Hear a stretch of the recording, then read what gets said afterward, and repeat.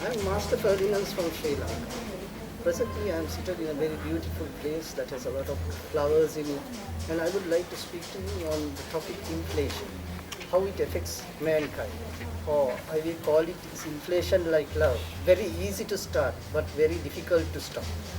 When one thinks of inflation, it is a phenomena that has to be there with economic growth, and it is said people go more crazy due to inflation than due to love, because it affects us directly in our purchasing power.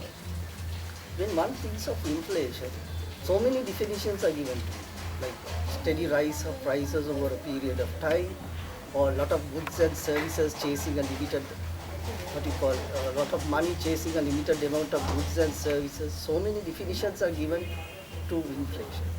But inflation has its good points too. In other words, it gives the, what you call, the incentives for businessmen to invest. Because if there is no inflation and the prices rising, then businessmen will not invest in new products, and new products will not come into the market. Inflation has its bad points too, because the purchasing power of people is lost, or it is known as an invisible pickpocket, because it keeps the money intact but takes out the purchasing power of money. This is the problem of inflation.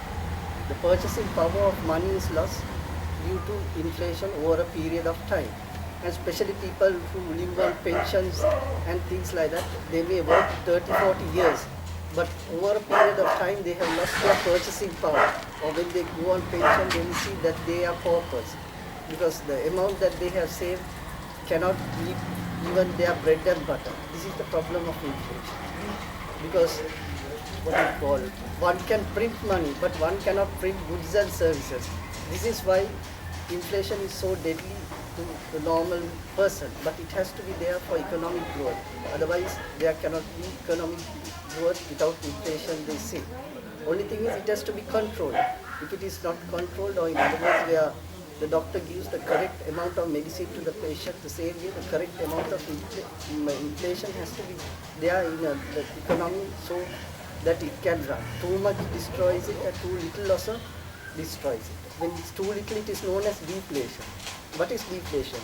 The goods and price of goods and services dropping over a period of time.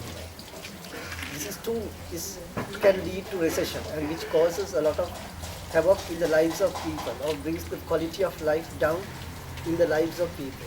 So one can see that inflation has to be there in any modern economy. There cannot be deflation. If there's deflation, it will lead to recession, which causes many hardships. When one thinks of inflation, it is measured by the consumer price index.